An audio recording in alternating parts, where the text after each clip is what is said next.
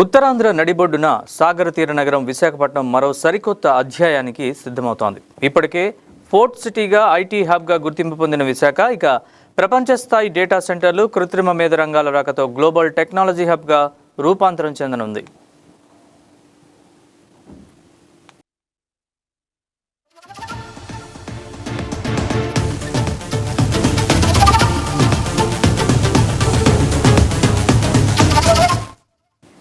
కేంద్ర electronics IT శాఖ మంత్రి అశ్విని వైష్ణవ్ పేర్కొన్నట్లుగా విశాఖ కేవలం పోర్ట్ సిటీగా మాత్రమే కాకుండా గ్లోబల్ ఏఐ పట్టణంగా ఎదగబోతోందని రాష్ట్ర ఐటీ పరిశ్రమల శాఖ మంత్రి స్పష్టం చేశారు. డేటా సెంటర్లు, ఏఐ ఆధారిత సంస్థలు, భారీ సాంకేతిక పెట్టుబడులు నగరానికి వస్తుండటంతో విశాఖ రూపురేఖలు మారబోతున్నాయన్న అంచనాలు నెలకొన్నాయి. ప్రపంచ స్థాయి సంస్థలు విశాఖలో అడుగుపెడితే స్థానిక యువతకు భారీగా ఉద్యోగ అవకాశాలు లభిస్తాయని ప్రజలు ఆశాభావం వ్యక్తం చేస్తున్నారు. తమ పిల్లలకు స్థానికంగానే ఉన్నత స్థాయి ఉద్యోగాలు అందుబాటులోకి వస్తాయని, రియల్ ఎస్టేట్తో పాటు స్థానిక వ్యాపార రంగం కూడా మరింత ఊపందుకుంటుందని చెబుతున్నారు.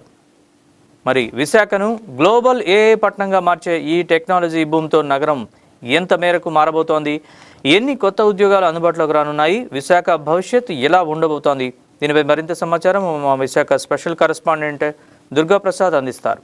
విశాఖపట్నం ఇప్పుడు ఏఏ పట్టణంగా పేరు మారబోతుందా అనే దానికి అసెంబ్లీ వేదికగా ఐటీ శాఖ మంత్రి నారా లోకేష్ అయితే చెప్పడం జరిగింది. ఈ నేపథ్యంలో ఇటీవలే గూగుల్ డేటా సెంటర్ విశాఖలో తమ కార్యకలాపాలు ప్రారంభించేందుకైతే శంకుస్థాపన చేయడం జరిగింది. ప్రస్తుతం అయితే దానికి సంబంధించిన కార్యాలయానికి సంబంధించి పనులు కూడా వేగవంతం అవుతున్నాయి. గూగుల్ డేటా సెంటర్ విశాఖ వేదికగా ప్రారంభిస్తున్నామని చెప్పి వాళ్ళు ట్విట్టర్లో వేదికగా చెప్పిన తర్వాత అనేక ఐటీ కంపెనీలు విశాఖలో పెట్టుబడులు పెట్టేందుకైతే ఆసక్తి చూపించారు. రిలయన్స్ లాంటి డేటా సంస్థ కూడా విశాఖలో పెట్టుబడులు పెట్టేందుకు అయితే ఆసక్తి చూపించింది. ఈ తరుణంలో విశాఖపట్నాన్ని ఏఏ పట్టణంగా పేరు మార్చే దిశగా అయితే రాష్ట్ర ప్రభుత్వం కృషి చేస్తూ ఉంది. అనేక డేటా సెంటర్లు, ఐటీ కంపెనీలు వేదికగా అయితే విశాఖగా రాబోతున్నాయి. దీనికి సంబంధించి విశాఖలో కొన్ని సోషల్ మీడియా వేదికగా ఏదైతే గూగుల్ డేటా సెంటర్ వస్తున్న అపోహల్ సంబంధించి క్లియర్ కట్ గా మంత్రి నారా లోకేష్ అయితే అసెంబ్లీ వేదికగానే చెప్పడం జరిగింది. నెల్లిమర్ల ఎమ్మెల్యే లోకమాదేవి అడిగిన ప్రశ్నకైతే మంత్రి నారా లోకేష్ స్పష్టం చేయడం జరిగింది. విశాఖ ఏఏ పట్టణంగా మారబోతుంది, అనేక కంపెనీల వేదికగా విశాఖ ఉండబోతుంది. ఏదైతే గూగుల్ డేటా సెంటర్ మీద కొంతమంది అసత్య ప్రచారాలు చేస్తా ఉన్నారు, దానికి సంబంధించి రాష్ట్ర ప్రభుత్వం పూర్తి స్థాయిలో అన్ని రకాల ఏర్పాట్లు చేసుకుంటుంది. మరోవైపు రానున్న భవిష్యత్ కాలంలో నీరు ఉపయోగం ఎక్కువగా ఉంటుంది కాబట్టి అనేక ఇండస్ట్రీస్ రావాలంటే వాటికి నీరు, విద్యుత్ అనేది చాలా కీలకం కాబట్టి దానికి సంబంధించిన నీరు అందించేందుకు పోలవరం నుంచి, గోదావరి నుంచి కూడా విశాఖకు నీళ్లు ఇచ్చే విధంగా ప్రణాళిక చేస్తా ఉన్నాం. రానున్న భవిష్యత్తు కాలంలో మరింత అభివృద్ధికే కూటమి ప్రభుత్వం కృషి చేస్తుందని చెప్పి కూడా అసెంబ్లీ వేదికగా చెప్పడం అయితే విశాఖ వాసులు ఆనందం వ్యక్తం చేస్తా ఉన్నారు. ఇప్పటివరకు విశాఖ వాసులు కావచ్చు, లేకపోతే కొంతమంది సోషల్ మీడియా వేదికగా ఏదైతే అపోహలు సృష్టిస్తున్నారో వారందరికీ చెక్ పట్టే దిశగా అయితే మంత్రి నారా లోకేష్ అయితే క్లియర్ కట్ గా మాట్లాడటం ఉత్తరాంధ్ర ప్రజలు చాలా ఆనందం వ్యక్తం చేస్తా ఉన్నారు. మరోవైపు అనేక ఐటీ కంపెనీలకు నిలువగా విశాఖ ఉండబోతుంది. ఇప్పటికే కొన్ని చిన్న కంపెనీలు కూడా విశాఖలో పెట్టుబడి పెట్టేందుకు ఆసక్తి చూపిస్తా ఉన్నారు. మరోవైపు ఏఐ సంబంధించి ఇప్పుడు పూర్తి వినియోగం అంతా కూడా ఏఐలోనే నడుస్తా ఉంది. అనేక మంది ఏఐని ఏ విధంగా వినియోగిస్తున్నారో మనం చూస్తా ఉన్నాం. విద్యలో కూడా అనేక మార్పులు వస్తూ ఉన్నాయి. రానున్న భవిష్యత్ కాలం అంతా కూడా ఏఐలోనే ఉండబోతుంది కాబట్టి అమెరికాకు చెందిన ఒక ప్రముఖ యూనివర్సిటీ ప్రథమంగా విశాఖలో ఏఐ కోర్సులు నేర్పే విధంగా విశాఖకు ఆ యూనివర్సిటీ రాబోతుందని చెప్పేసి కూడా అసెంబ్లీ వేదికగా మంత్రి నారా లోకేష్ చెప్పడంపై విశాఖ వాసులు చాలా హ్యాపీగా ఉన్నారు. ఎందుకంటే భవిష్యత్తు తరాలకి ఉపాధి కల్పనకు ధ్యేయంగా రాష్ట్ర ప్రభుత్వం కృషి చేస్తుంది. భావితరాలకు మంచి ఐటీ పరంగా అభివృద్ధి చెందాలంటే ఇప్పుడు విద్యార్థులంతా కూడా ఏఐ మీద చాలా మంది ఇంట్రెస్ట్ చూపిస్తా ఉన్నారు. ఏఐ తర్వాత సైబర్ కోర్స్ సంబంధించిన సైబర్ సెక్యూరిటీ అంటే కోర్సు, కంప్యూటర్ సైన్స్ సంబంధించి అనేక మంది ఈ కోర్స్ పట్ల చాలా ఇంట్రెస్ట్ గా ఉన్న స్టూడెంట్స్ అంతా కూడా ఇప్పుడు అమెరికా లాంటి యూనివర్సిటీ విశాఖలో ఏ కోర్సు మీద విద్యార్థులకి భావితరాలకు ఉపయోగపడే ఇట్లాంటి కోర్సులు పెట్టడం, దానికి సంబంధించిన ఏర్పాట్లు జరగడంతో ఉత్తరాంధ్ర ప్రజలకు ఇది చాలా ఉపయోగకరంగా ఉండబోతుంది. ఇప్పటికే ఐటీ హబ్ గా విశాఖకు నెలకొల్పే దిశగా రాష్ట్ర ప్రభుత్వం కృషి చేస్తా ఉంది. అనేక ఇండస్ట్రీలు ప్రథమంగా ఐటీ కంపెనీలు విశాఖ రావడమే కాకుండా దానికి సంబంధించి చుట్టుపక్కల అనేక పరిశ్రమకి ఉండే విధంగా కూటమి ప్రభుత్వం ప్లాన్ చేస్తా ఉంది. ఐటీ కంపెనీ విశాఖ పెట్టినప్పుడు దాని చుట్టూ ఉండే ప్రాంతం అంతా కూడా అభివృద్ధి చెందాలి, ఆ జోన్ అంతా కూడా ఓన్లీ ఐటీ పరంగా కాకుండా దానికి సంబంధించిన ఉత్పత్తులు, దానికి సంబంధించిన కనెక్టివిటీకి ఉండే ఏదైతే ఎలక్ట్రానిక్స్ ఉన్నాయో దానికి సంబంధించిన ఆ పరికరాలకు సంబంధించి కానీ టూరిజం కానీ ఎక్కువ సిస్టాన్ని డెవలప్మెంట్ చేయాలి అని పూర్తిగా రాష్ట్ర ప్రభుత్వం ప్లాన్ చేస్తా ఉంది. ఓన్లీ ఐటీ ఇండస్ట్రీ కాకుండా దానికి అనుగుణంగా ఉన్న అనేక కంపెనీలు కూడా విశాఖకు వచ్చే అవకాశం ఉంటుంది. ఒక ఐటీ కంపెనీ స్థాపించినప్పుడు దాని చుట్టూ ఉండే ఎకో సిస్టాన్ని డెవలప్మెంట్ చేస్తే ఫ్యూచర్ జనరేషన్ చాలా బాగుంటుంది, అనేక మందికి ఉపాధి అవకాశాలు లభిస్తాయి అని చెప్పేసి కూడా చెప్పడం జరిగింది. 20,000 మంది ఉపాధి కలిపే దిశగా రాష్ట్ర ప్రభుత్వం దాదాపు ఐటీలోనే 20 లక్షల మందికి ఉపాధి కల్పనకైతే రాష్ట్ర ప్రభుత్వం కృషి చేస్తా ఉంది. మంత్రిగా ఐటీ శాఖ మంత్రిగా నారా లోకేష్ బాధ్యత చెప్పేటప్పుడే ఆయన చెప్పడం జరిగింది. ఐటీలో ఉద్యోగ కల్పనకి రాష్ట్ర ప్రభుత్వం కృషి చేస్తుంది. దాదాపు 20 లక్షల ఉపాధి అవకాశాలు విద్యార్థులకు కల్పించే దిశగా అయితే మేము ప్లాన్ చేస్తామని చెప్పి అప్పుడే చెప్పడం జరిగింది. ఇప్పుడు అనేక చిన్న స్టార్ట్అప్ కంపెనీలతో పాటు గూగుల్ లాంటి డేటా సెంటర్ ఇప్పుడు విశాఖలో పెట్టుబడులు పెట్టడం, దాన్ని అనుసరించి అనేక డేటా సెంటర్లు కూడా విశాఖలో పెట్టుబడులు పెట్టేందుకు ఆసక్తి చూపిస్తున్న ఈ తరుణంలో రానున్న భావితరాల్లో భవిష్యత్తుకి అనేక మందికి ఉపాధి అవకాశాలు కూడా కల్పించే అవకాశం ఉంది. రీసెంట్ గా ఐబీఎం లాంటి సంస్థ గత ప్రభుత్వంలో వెనక్కి వెళ్ళిపోయిన ఐబీఎం లాంటి సంస్థ కూడా ఇప్పుడు మరలా వెనక్కి వచ్చింది.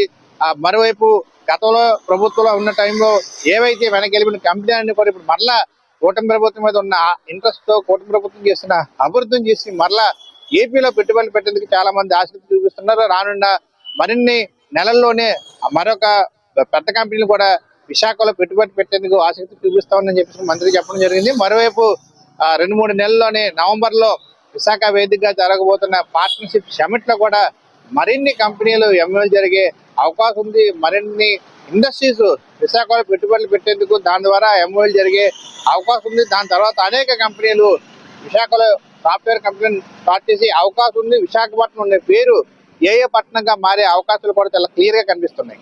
వీడియో జర్నలిస్ట్ రామకృష్ణతో Durgaprasad, YK news, Visakhapatnam.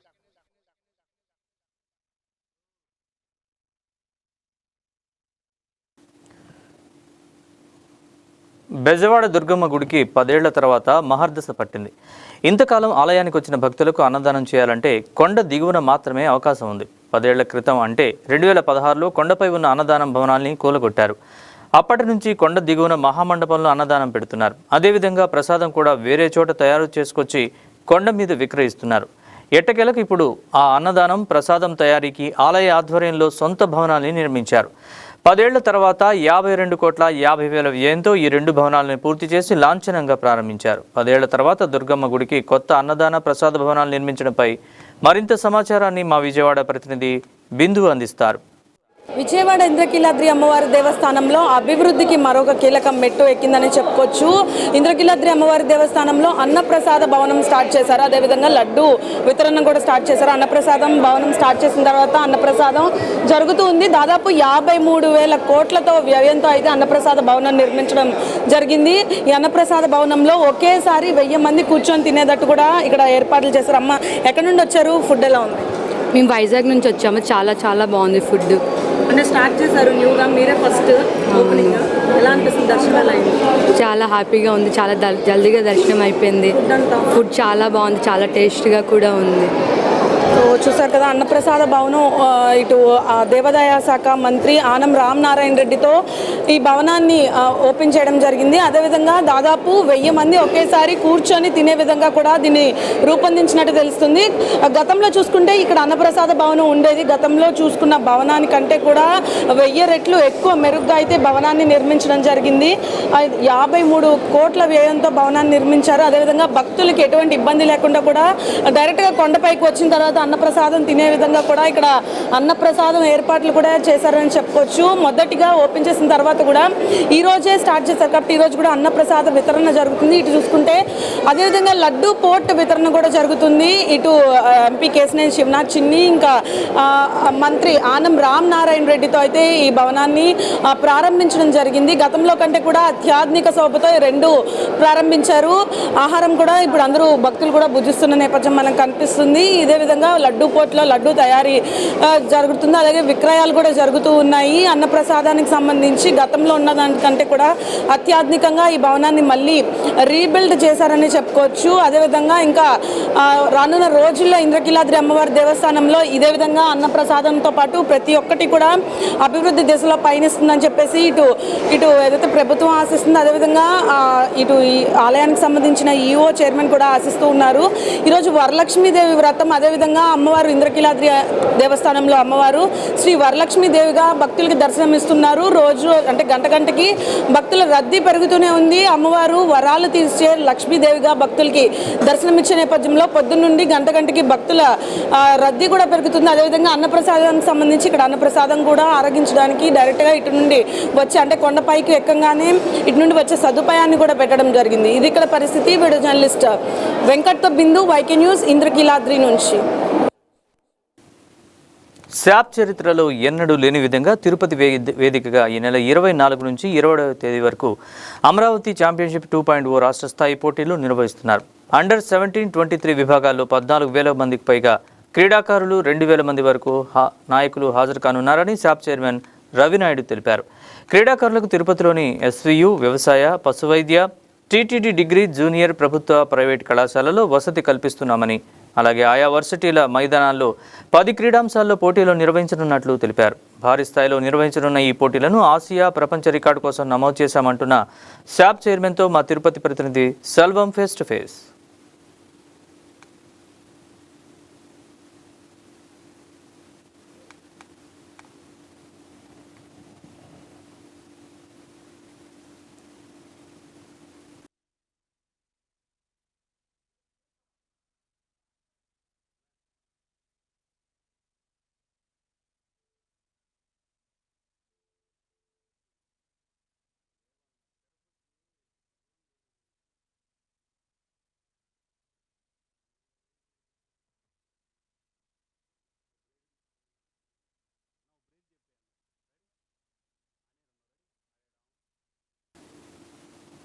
Metro న్యూస్లో ఇప్పుడు ఒక షార్ట్ బ్రేక్ తీసుకుందాం. చూస్తూనే ఉండండి వైకే టీవీ.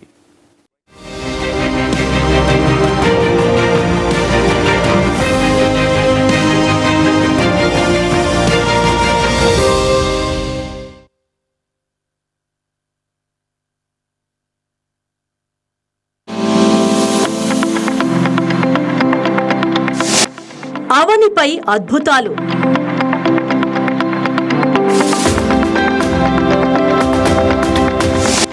అనితర సాధ్యమైన సాహసాలు, అనిర్వచనీయమైన ఆవిష్కరణలు, అలుపెరగని పోరాట గాథలు, ఆసక్తి కలిగించే కథనాలు. వరల్డ్ ఆఫ్ వండర్స్ ప్రతి ఆదివారం రాత్రి 8:30 మీ వైకే టీవీలో.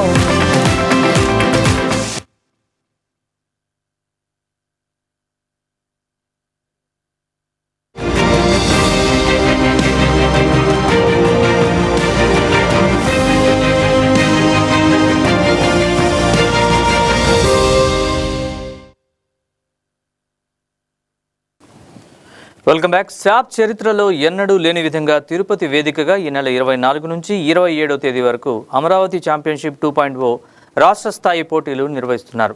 అండర్ 17-23 విభాగాల్లో 14,000 మంది పైగా క్రీడాకారులు, 2,000 మంది వరకు సహాయకులు హాజరు కానున్నారని శాప్ చైర్మన్ రవినాయుడు తెలిపారు. క్రీడాకారులకు తిరుపతిలోని ఎస్వియు, వ్యవసాయ, పశువైద్య, టీటీడీ డిగ్రీ, జూనియర్ ప్రభుత్వ, ప్రైవేట్ కళాశాలలో వసతి కల్పిస్తున్నామని, అలాగే ఆయా వర్సిటీల మైదానాల్లో 10 క్రీడాంశాల్లో పోటీలు నిర్వహించనున్నట్లు తెలిపారు. భారీ స్థాయిలో నిర్వహించనున్న ఈ పోటీలను ఆసియా, ప్రపంచ రికార్డు కోసం నమోదు చేశామంటున్న శాప్ చైర్మన్తో మా తిరుపతి ప్రతినిధి సెల్వం ఫేస్ టు ఫేస్.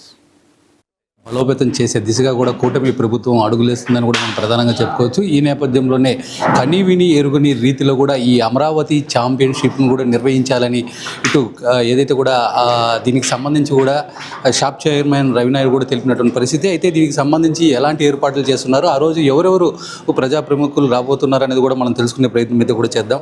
అసలు చెప్పండి సార్, ఈ అమరావతి ఛాంపియన్షిప్ ఎక్కడ నిర్వహించబోతున్నారు, దీనికి సంబంధించి ఎలాంటి ప్రముఖులు రాబోతున్నారు, ఎన్ని జిల్లాల జిల్లాలకు సంబంధించి కూడా దీంట్లో పాల్గొనుతున్నారు. కూటమి ప్రభుత్వం ఏర్పడిన తర్వాత ఆంధ్రప్రదేశ్ని క్రీడాంధ్రప్రదేశ్గా మార్చాలని గౌరవ ముఖ్యమంత్రి చంద్రబాబు నాయుడు గారి ఆలోచన అనుగుణంగా ఆంధ్రప్రదేశ్ స్పోర్ట్స్ అథారిటీ పనిచేస్తుంది. ముందు సంవత్సరం 2025లో అమరావతి ఛాంపియన్షిప్ మొదలుపెట్టాం. ముందు సంవత్సరం 28,000 మంది క్రీడాకారులు భాగస్వాములు అయ్యారు.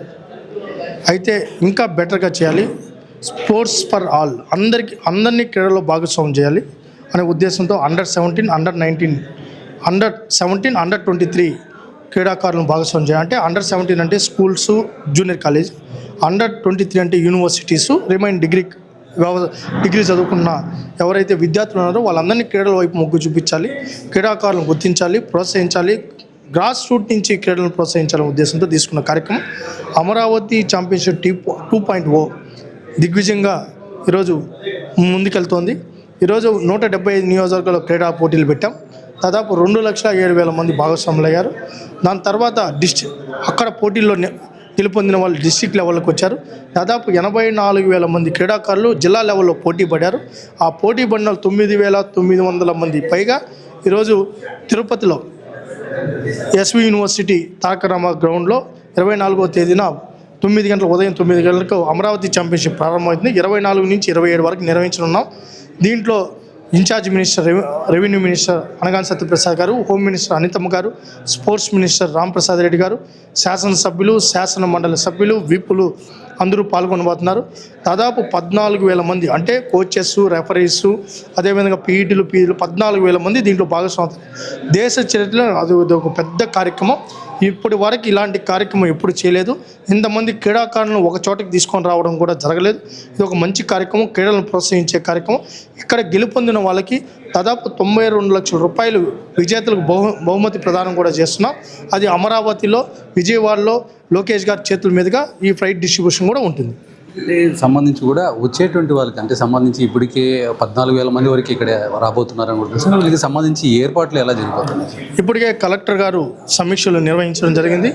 అధికారులందరూ కూడా ఇటు మున్సిపల్ కానీ, హెల్త్ కానీ, స్పోర్ట్స్ అథారిటీ కానీ, యూనివర్సిటీస్ కానీ, ఎడ్యుకేషన్ డిపార్ట్మెంట్ కానీ అందరి సమన్వయంతో దీన్ని సక్సెస్ చేయాలనే ఆలోచనతో ఉన్నారు. ఈరోజు ఎంతమందిని ఇక్కడికి తీసుకొని రావడం అనేది చిన్న విషయం కాదు. తిరుపతిని ఆధ్యాత్మిక నగరమే కాదు, క్రీడా నగరం కూడా మార్చాలని ఇప్పటికే ది బెస్ట్ ఫెసిలిటీస్ కల్పిస్తున్నాం. ఎక్కడ లోటుపాట్లు లేకుండా క్రీడాకారులకు కానీ, వచ్చిన అతిథులకు కానీ లోటుపాట్లు లేకుండా అన్ని డిపార్ట్మెంట్ల సమన్వయంతో ముందుకెళ్తున్నాం.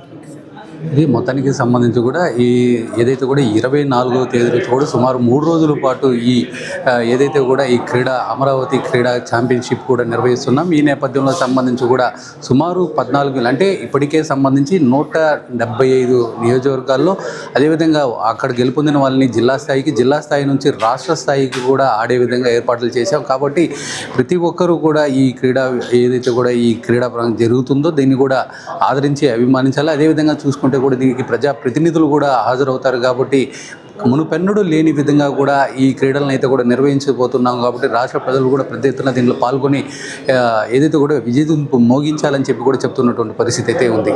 కెమెరా పర్సన్ కన్నయ్యతో సెల్వం, తిరుపతి నుంచి వైకేటీ. ఇవి మెట్రో న్యూస్ విశేషాలు. అప్డేట్స్ కోసం చూస్తూనే ఉండండి YK TV.